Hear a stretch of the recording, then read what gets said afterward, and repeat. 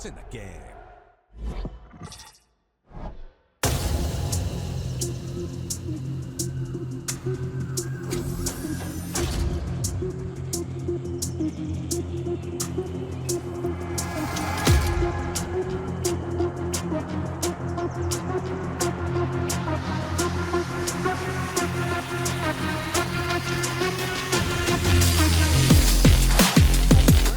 We've had the pre-season, but now it's time to play some football. The Premier League is back, and our coverage this season following Newcastle United starts off with their trip to Villa Park to take on fellow contenders for Europe. Of course, that's Aston Villa.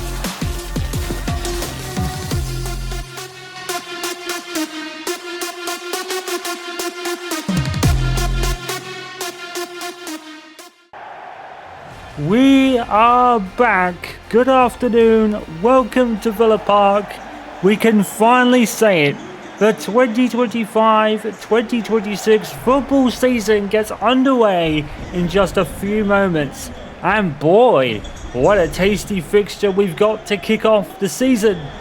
As Aston Villa and Newcastle United face off, two teams that are probably going to be preliminary challengers for maybe best of the rest behind Arsenal and Liverpool, but nonetheless, these are two teams with European ambitions, and Newcastle can fulfill them today with, well, not today, but this season, let's say, as they are part of the Champions League. Unfortunately for Aston Villa, they just fell short.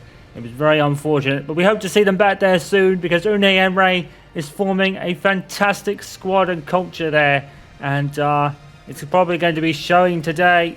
For Eddie Howe and Newcastle United, what a pre-season, what a bunch of stories that broke out. Almost every day Newcastle were involved in something, and it all started with the loss of Isak. And well, they have moved very much on since then, as we'll touch upon in a moment. Let's look at the Aston Villa side Emery has called on today. It's Martinez in goal, of course, with Matty Cash, Konza, Pau Torres and Lucas Dinge. The midfield is Camara with Onana and Guzan, which is a new signing with Morgan Rogers. Jadon Sancho on loan from Manchester United. And Ollie Watkins is the man up top. It's an all-new Newcastle United side, but not in goal. Nick Pope starts with Tomarino Botman. Baladi, the new signing, and Lewis Hall. Gurmaz is with Tonali and Jolinton. Nick Valdemarde, the other new signing today, is got, I think, Harvey Barnes and Gordon either side of him. Well, I'm not really sure about these kids with Newcastle United. I don't really rate them as such. But thankfully, I don't think they're going to be ending up camouflaging with the grass. So at least they can't be accused of using camouflage to blend in and they can't be seen. So I guess that's something. But here we go then. Villa Park, probably one of my favourite places on the football calendar. And of course, the team of my good friend Merv's YT13 on YouTube, and doing some excellent WWE wrestling stories. Be sure to check his channel out, and I'm sure he's going to be here today cheering on his beloved Aston Villa. And well, this is a story of two very good up-and-coming teams this season. Newcastle United, man, the stories. Alexander Isak sold for a British record of £125 million in total. And thanks to the breathing room that gave Eddie Howe and his team when it came to financial fair play and PSR rulings, after being very restricted in terms of spending because of it, has gone on a big recruitment run. Yone Wieser from Brentford, Nick Valdemarde from Stuttgart, Yone Wieser from Brentford, Lewis Balade from Marseille, and James Trafford from Manchester City. That is just to name a few, and maybe a couple more. We're hearing possibly of a midfielder coming into Newcastle's ranks as well. It seems that Javier Guerra is supposedly on the way to the Toon, and he could make his highly anticipated debut. He could be a deadline day signing. While both sides tend to figure out all the paperwork, it won't go through immediately. But if that's the case, then that's a very good signing, because I would probably say that Newcastle United probably stretched a little bit thin in the middle of the park. They do have Jacob Ramsey from Aston Villa as well. That's saying them another one, but he's predominantly on the left of the midfield. So he'll be where St. Louis Hall is. And here is Tonali already. Oh, he went for a chip over Martinez. You're going to have to get up very early in the morning to beat him from there. Well, it wasn't... there was obviously other stories. Jean-Philippe Mateta apparently was one of the signings that Newcastle United were thinking of, but they went for Valde, Marde and Riza instead. But whoever it was going to be, it was still going to be a tough ask to replace the goals that Alexander Isak has took with him to Anfield, one of which he scored in the Community Shield last week. So he opened his account almost immediately from the jump, very much as expected, to be honest. But even without Isak, and even without many of the keepers that Eddie Howe also moved on, Mark Gillespie, John Ruddy, as well as a couple others as well, all in favour of James Trafford, who made a name for himself at Burnley last season, and with Eddie Howe, or Nick Pope rather, getting up there in years a bit, who made the start today. James Trafford made the bench. I think it was almost imperative that he got him in. And that's the same case for Luis Balade as well. Lucaro Balade, I think his name is. I think he came from Marseille. That's to reinforce the centre of defence because, of course, Fabian Schär, Dan Burn and Jamal Lacazette all over 30. Now, being over 30 is not a detriment by any means, but it certainly does affect you somewhat. Kieran Trippier is now 35, and we are hearing some small rumours that Trippier actually might be moved on if the right offer comes in for him. He's out of contract at the end of this year. Newcastle United for Newcastle United, he's out of his current contract, and Newcastle might be looking to kind of move him on. Obviously, with the signing of Malik Farr also as well, and that's another centre back signing, but also can play right back. So maybe that is kind of telling in itself for that eventuality. As Morgan Rogers has a shot deflected away by Botman out for a corner. Emre, fantastic manager. Kind of gutted that it didn't work out for him at Arsenal, but he certainly landed on his feet well at Aston Villa, taking them to the Champions League last season and just about missing out last as well. Newcastle United going for strength to strength, but the loss of Isak will be telling. It always how they respond to that. They've made not the one big striker signing, because I don't think any were really available. So Eddie Howe, like we said in the pre-season video, being a master of making best of what he has, will make it work somehow. I have faith in that. I've always been very fond of Newcastle. I would say not really a supporter by any means, but certainly very fond of them and very fond of Eddie Howe, actually. I think he's a very capable manager. And I think if I was to pick a Manchester United manager around the time of Ten Hag's sacking, I probably would have gone with Eddie Howe mostly. But I think Manchester United is just in such an unusual stretch right now that I think even Eddie Howe might struggle to make it work. No one can really make it work at Manchester United right now. It's not just a Ruben Alvarez problem, it's a problem that some of the latest managers have had. Very much Ten Hag as well. Ten Hag and Almiron really. I wouldn't put Ole Gunnar Solskjaer in that bracket because I think he did a very admirable job and was rather unfairly pushed out really. But such is the way of football these days. The job's never really safe if you don't really perform. The thing with Ole Gunnar Solskjaer is he was performing up to a point and then hit a bump in the road, as you do. Every manager has a bump in the road. So even the great Sir Alex Ferguson, Jose Mourinho had those times. But unlike those times, especially for Alex Ferguson, who was given time and Manchester United really did benefit from it, these days it's a very different world of football. And we hope Ruben Almiron, well, I as a Manchester United supporter certainly hope for Ruben Almiron to turn it around, but the evidence just isn't really backing him up. He just doesn't have the players, and they've made some signings. Benjamin Sesko, Mateus Cunha, and Buemo as well. They'll certainly help. Just how much will remain to be seen. But all eyes are on Newcastle United. Their biggest spending in quite some time. And none of it is really marquee signings, as it were. They're all very small pieces. Joshua Zirkzee as well, coming over, the latest to leave the sinking ship that is Manchester United recently, with all their goings out. Jadon Sancho and Marcus Rashford both on loan to Aston Villa and Barcelona respectively. A couple others as well. Joshua Zirkzee, only the latest. Of course, he wasn't really a Ruben Ramos on time. He was a Ten Hag signing, so maybe that counts for a lot. But it's fair to say that Joshua Zirkzee is settling in well. He scored a hat-trick in a pre-season game against Barcelona, incidentally, in a 4-3 loss. Newcastle certainly have made their intentions known. They haven't won. They only won one of their 3 pre-season games in the Champions Cup.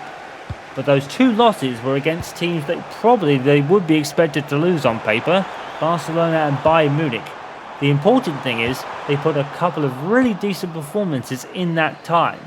And that will be all Eddie Howe would want.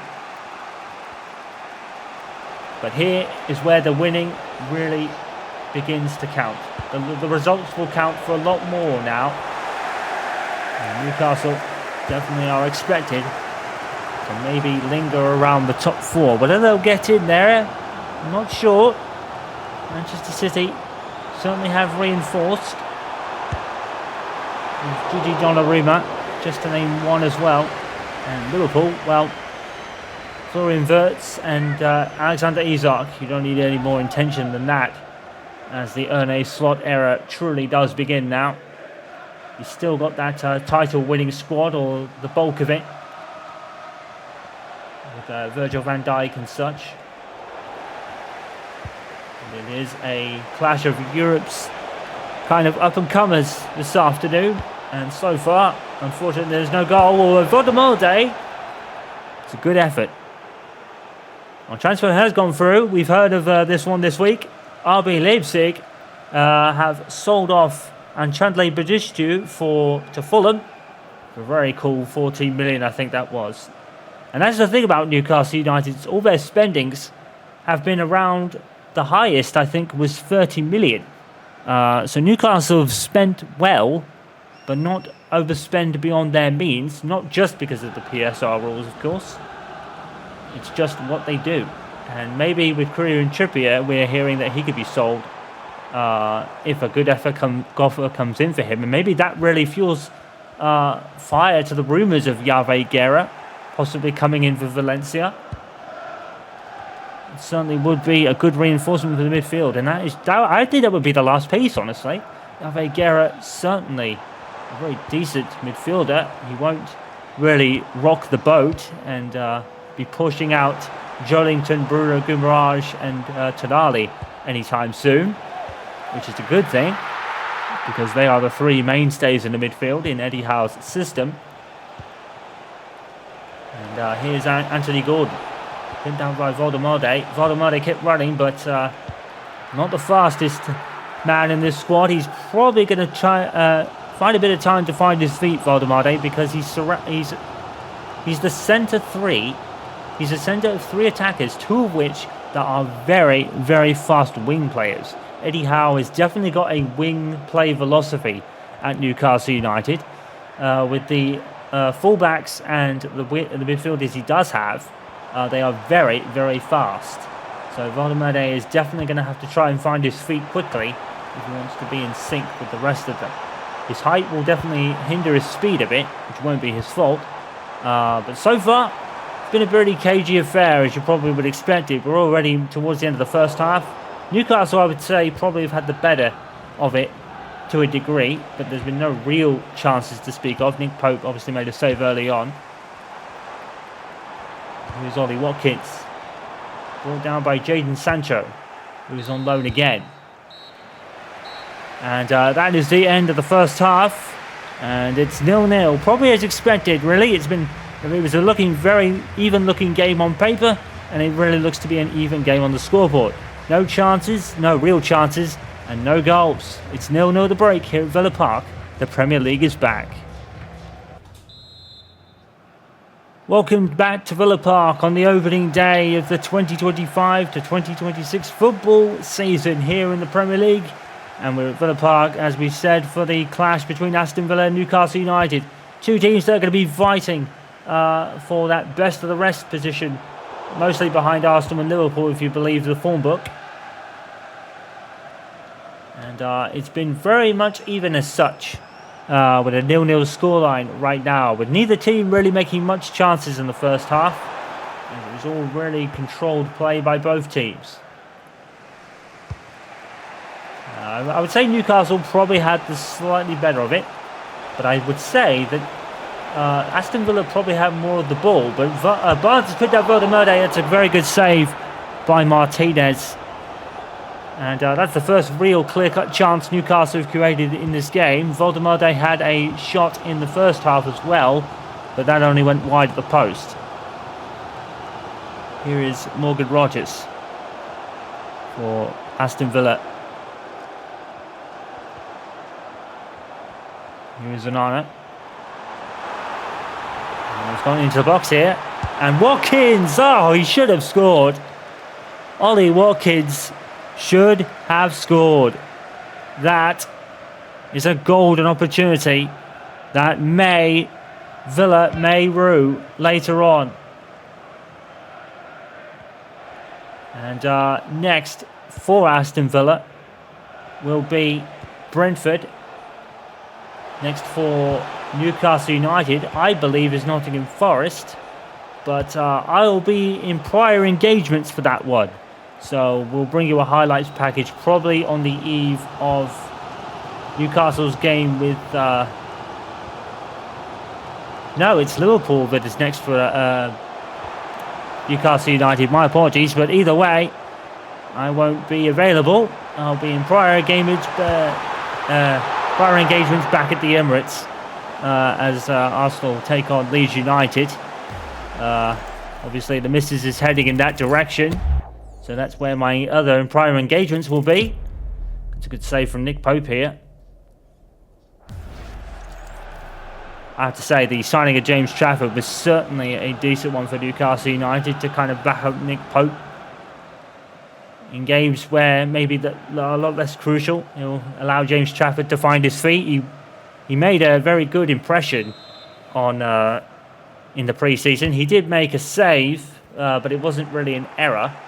But it was a save that landed at the head of Harry Kane, and he doesn't miss. So you can't really blame James Trafford for that. Well, Anthony Gordon, he's done very well, and this is the pace that Newcastle United players possess. Anthony Gordon has gone all the way. He has to score. He does. Goal to Newcastle United. Anthony Gordon absolutely left everyone else for dust and hit it out of the park. 1-0. And that is the speed of the counter-attack by Newcastle United. And Villa had no answer. And Martinez probably should be saving it, because from there it would have gone right through. Yeah, Martinez should be saving it. But even still, take nothing away from Gordon. He absolutely ran with it. And that is the deadly pace of Newcastle United's wing play. Harvey Barnes and Jacob Murphy and Jacob Ramsey, they're all no slouches in speed either. That is really going to be telling for Newcastle United. I think this season is going to be less about one player for Newcastle United. It was mostly all about Isak or Bruno Guimaraes for Newcastle last season. I think on the evidence of that goal, it's probably going to be a bit less of that. Obviously, there's no Isak at all. So that will count for something. But that was a good early goal there for Newcastle United. That's exactly what they would have wanted. And exactly how they would have wanted it. Anthony Gordon just absolutely took it and ran with it. It was a splendid run. There's Kamara. And here's Watkins, another good save by Nick Pope. Well, James Trafford was brought in for backup, not to replace this man, because even though he is getting up there in the years a little bit, he still does sensational saves like that. And if David De Gea is any real indication of how good goalkeepers can still be as their age increases, Nick Pope will certainly take some kind of inspiration from that. And Kasper Schmeichel, actually. He's still performing very admirably at Celtic.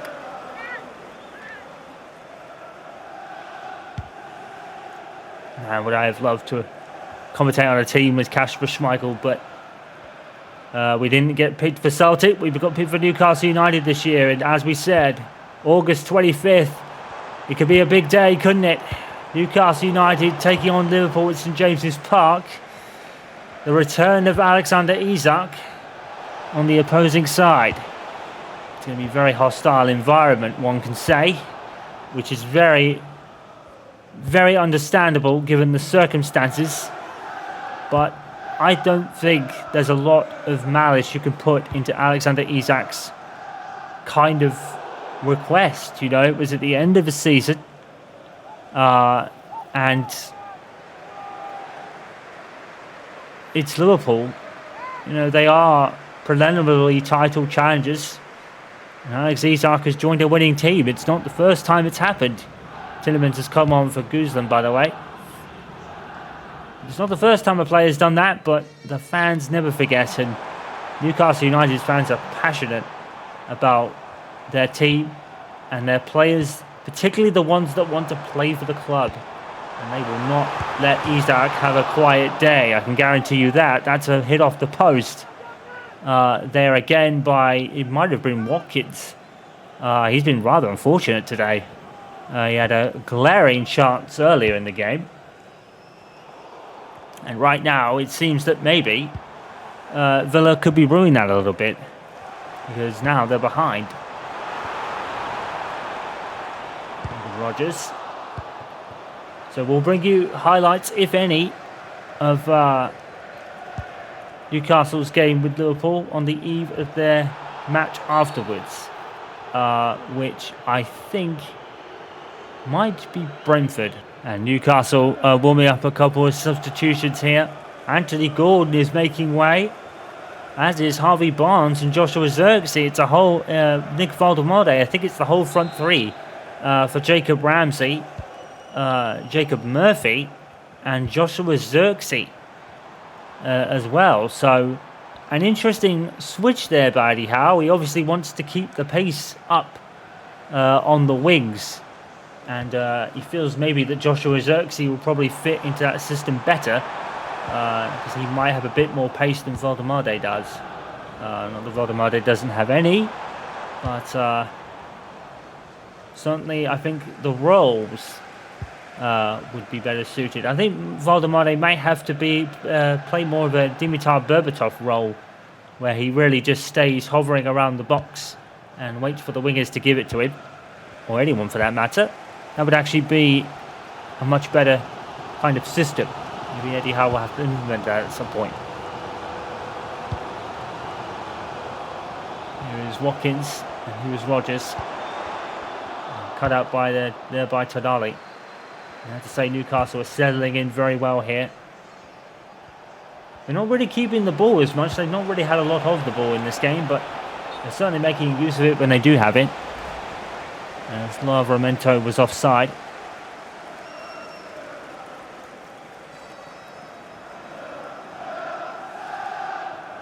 I can't remember his name, but I think there was a player from Fiorentina that Newcastle United could also be eyeing up. And maybe that is the replacement for Kieran Trippier. Howe, I think his name was, but I can't be sure of that. I'll have to do a lot more research, I guess. I've already done my research into the fixture list of the players that Newcastle could be eyeing up here.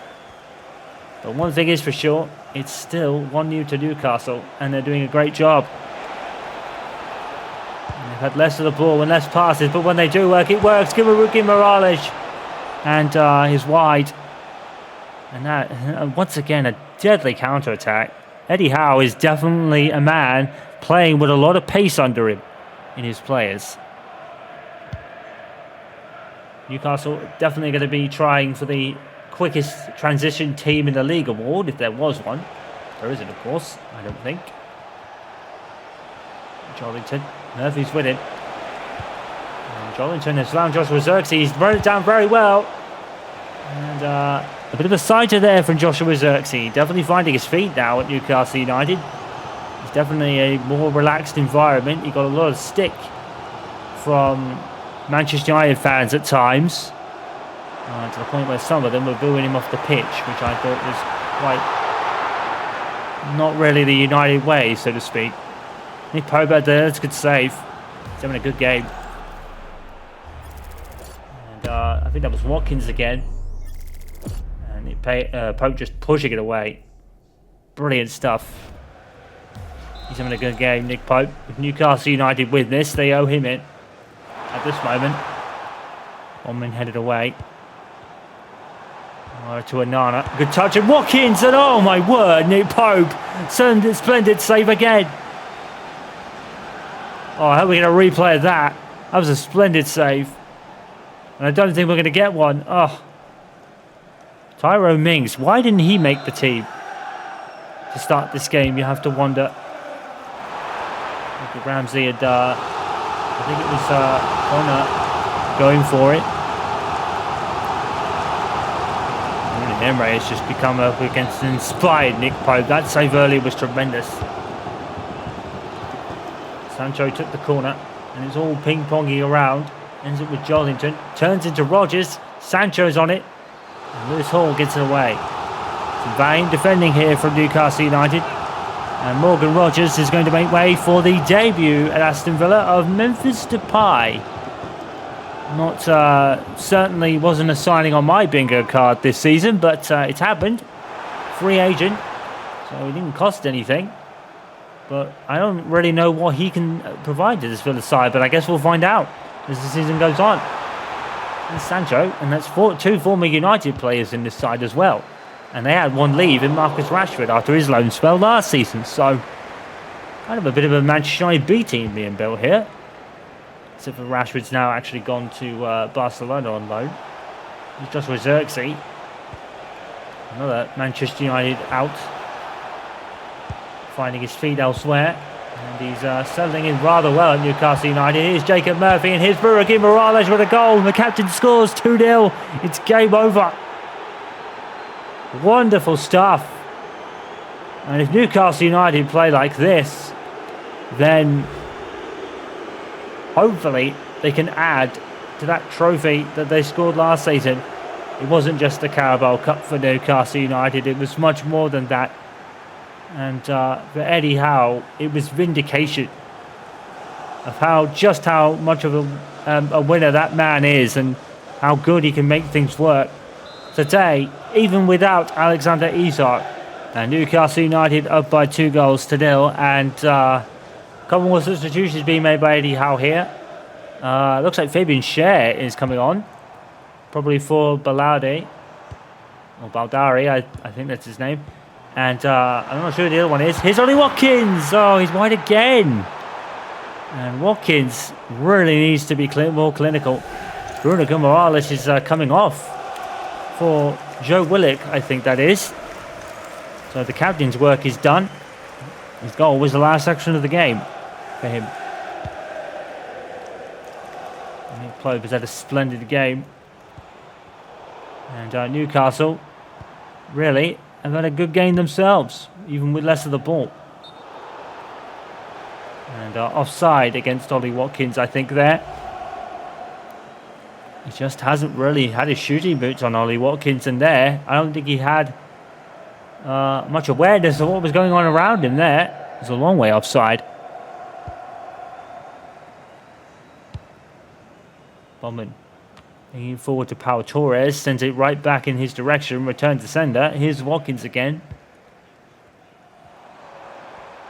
Memphis. It was Depay, and Pope went there, he lunged at it. Yeah, a bit more probably difficult than it had to be, but you never know. It was a good strike by Memphis Depay, to be fair. Jacob Ramsey, tackled by Tielemans. Villa starting to grow into this game a little bit. A goal now would certainly make it interesting as we're into the first of 7 minutes of added on time here. Watkins cut out by Servei Botman. Sven Botman, I believe. Willock. And now Murphy.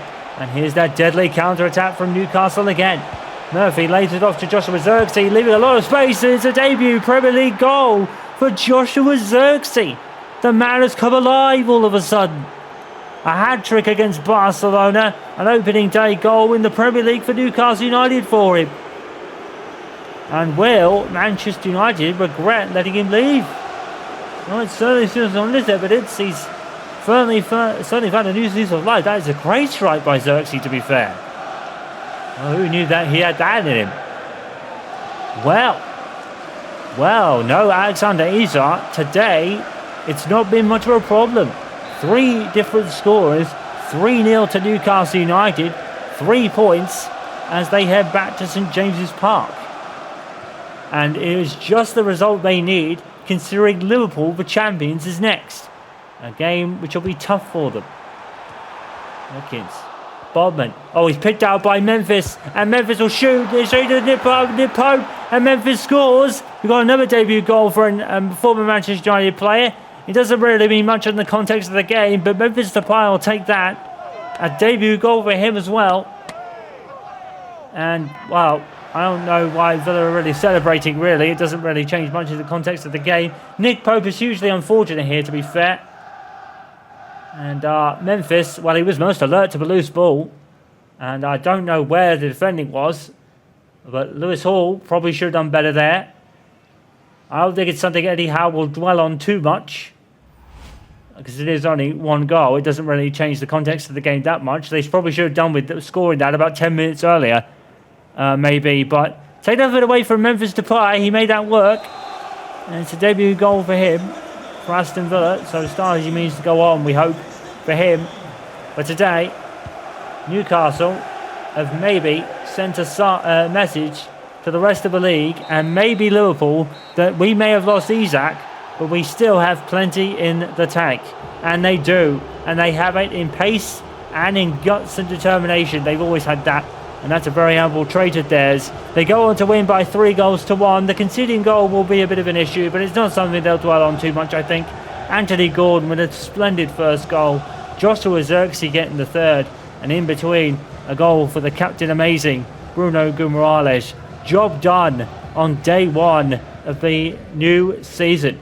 Aston Villa 1, Newcastle United 3. That's a good start. So, week 1 of the Premier League, Liverpool had a really tough game in the end against Bournemouth at Anfield, winning by 3-2. We'll try and go through these a bit slower because unlike we have a different screen that we did last year, we had a lot more games on the screen with the table. Now we have the scores by themselves. West Ham 2, Sunderland 0. Brighton 1, Fulham 1. Spurs 2, Burnley 0. So good win for Thomas Frank there. Manchester City winning 4-2. Chelsea winning 1-0 against Crystal Palace. Nottingham Forest 1, Brentford 1, and the missus is cheering with a big smile on her face because Arsenal have beat Manchester United 3-1. I was probably expecting that, to be honest. Leeds United 1, Everton 0, and Everton's next game is the one at home against the full Dickinson Stadium, and we'll bring you live coverage of that. Manchester City are top of the Premier League, probably no surprises there, but it's only day 1. This league table could really go anywhere, but it's a pretty unusual one, because Spurs are in 4th. They were 17th or 16th just last season. Arsenal 2nd on goal difference ahead of Newcastle, of course. West Ham up to 5th, with Liverpool winning as well. Chelsea, Leeds United, all winning today. And then we have the drawn teams of Brentford, Fulham, Brighton and Nottingham Forest.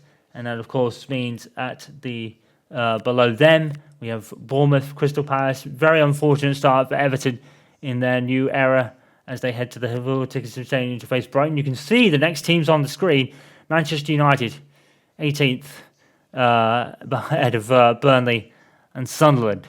I wouldn't be too surprised if that's probably how it finishes, given United's pretty crisis era at the moment. But it's only week 1.